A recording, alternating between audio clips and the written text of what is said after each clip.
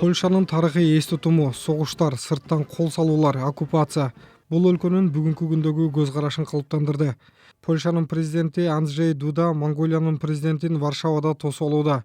Ал ошондой эле Польшанын тездик менен өсүп жаткан куралдуу күчтөрүнүн башкы кол башчысы. Ал Путин башкарган Орусия кооптуулугу жагынан мурдагы Советтер Союзунан кем эмес деп эсептейт. СССР экинчи дүйнөлүк согуштан кийин 40 жыл бою Польшага үстөмдүк кылган. Польшанын коопсуздугу тууралуу бир аз кеп козгосок кантет. Сиз АКШ өзөктүк куралын жылдырып, Польшага жайгаштырышын каалай турганыңызды айттыңыз. Бул кандайча сиздерге коопсуздук алып келет? Биз бул тууралуу көптөн бери айтып келе жатабыз. Бул АКШнын улам жаңы келген администрациялары менен талкууланчу темалардын бири болуп келген. Мында жаңы эч нерсе жок. Алар муну ар дайым четке кагып келген да. Президент Макрондун билдирүүлөрүнөн кийин бир журналист сиздер Франциянын өзөктүк чатырына кошулууга кызыктарсыздарбы деген суроо берген болчу. Мен Американын өзөктүк куралы сыяктуу ар кандай өзөктүк коргонуу биз үчүн сөзсүз баалуу экенин айттым. Биз көп жылдардан бери өзөктүк курал менен бөлүшүүнү жактап келе жатабыз. Азырынча бул маселе тууралуу анык бир чечим кабыл алына элек. Бирок мен бул жагдай боюнча Польшанын позициясы өзгөрүүсүз кала берет деп ойлойм. Z mojego punktu widzenia stanowisko Polski jest tutaj niezmienne.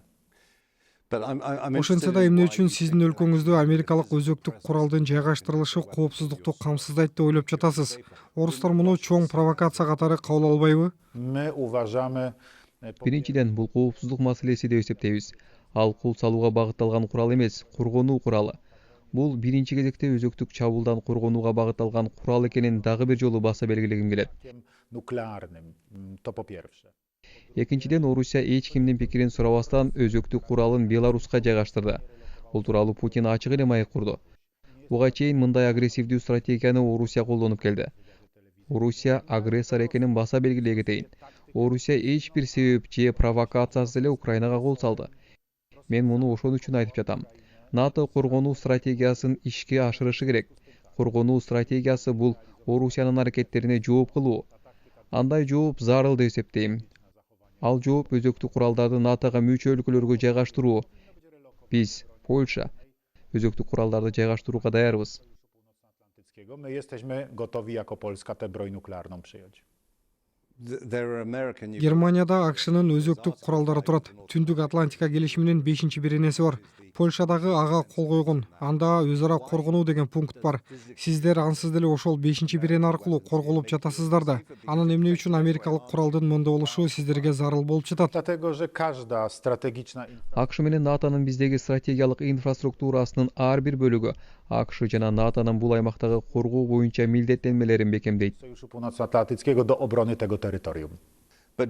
Сиз Трамп 5-беренени чын эле карманат деп ойлойсузбу? Artykuł 5 jest 5-берене НАТОнун пайдалуу болуп саналат. Эгерде 5-берене сакталбай калган учур келсе, анда НАТОнун азыркы абалында бар болушунун өзү маанисиз болуп калат. w takiej postaci nie ma żadnego sensu. Дональд Трамптын жана анын улук кеңешчилеринин 5-беренеге шек келтирип, АКШнын Европаны колдоосу тууралуу айткан айрым сөздөрү абдан зыяндуу болду деп ойлойсузбу?